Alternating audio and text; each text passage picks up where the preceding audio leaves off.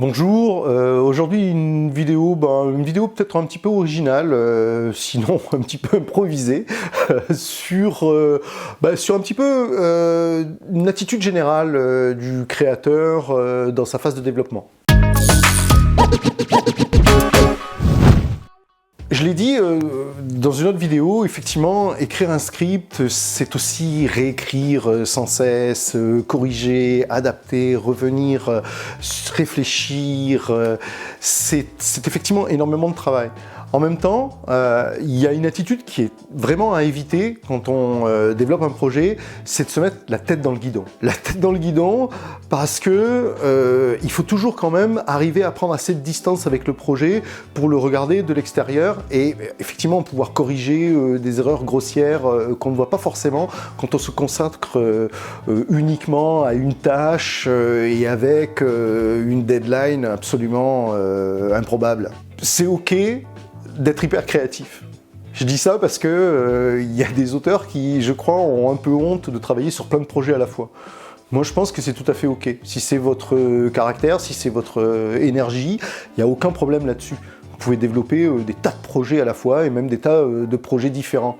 L'important, c'est que vous ne vous dispersiez pas. Effectivement, que vous arriviez à gérer les projets et probablement dans ce cas-là en fonction d'un certain calendrier. Effectivement, il y a des projets qui vont nécessiter des efforts à un moment particulier parce que vous avez une commission, parce que vous avez une session de pitch ou parce que vous avez telle ou telle opportunité. Là, j'en profite pour réinsister sur un point que j'ai abordé dans une vidéo sur le pitch. Pensez aussi à votre pitch oral. Pensez aussi que vous êtes quelqu'un qui écrit, apparemment. Vous êtes quelqu'un qui travaille actuellement plutôt sur un clavier avec un écran, mais une grosse partie de votre travail pour développer un projet, pour arriver à bien, ça va être aussi de rencontrer des gens, de discuter avec des gens, de les convaincre, de leur donner envie de travailler avec vous, de faire un bout de chemin avec vous. Et ça, ça se passe aussi avec votre personnalité, avec vos propres mots. Entraînez-vous quand même à ça.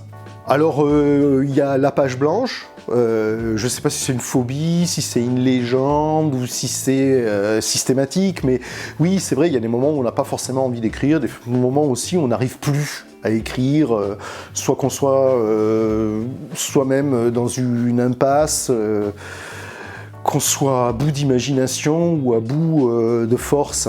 C'est tout à fait ok de laisser un projet, je l'ai dit dans une autre vidéo, c'est tout à fait ok de prendre un peu de temps, de prendre un peu de distance. Mais je crois que dans la plupart des cas, ce qui va vous sauver quand vous sentez que vous y arrivez plus, quand vous sentez que vous avez besoin d'une idée tout à fait originale, quand vous sentez que vous êtes parti dans une mauvaise direction, ce qui va vous sauver, c'est votre culture.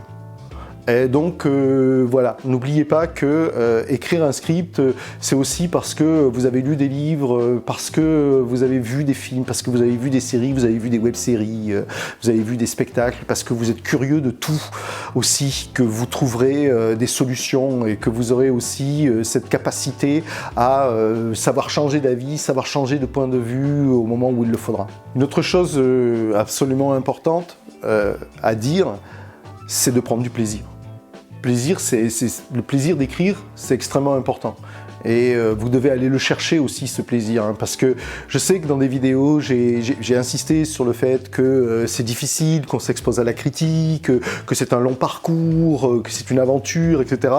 Mais bien entendu, il n'y a rien qui n'aboutisse si vous ne prenez pas le plaisir, ce plaisir qui va vous donner de la motivation, ce plaisir qui va recharger à chaque fois votre énergie. Donc, c'est vrai, il y a des moments où vous n'allez pas avoir envie d'écrire nécessairement, ou bien où vous allez avoir toutes les raisons de remettre à demain le boulot. Ne renoncez jamais, mettez-vous-y toujours, allez chercher ce plaisir, parce que vous verrez, des fois, on se force, c'est vrai, à s'y mettre, en se disant j'ai pas d'idée, j'ai pas envie, etc.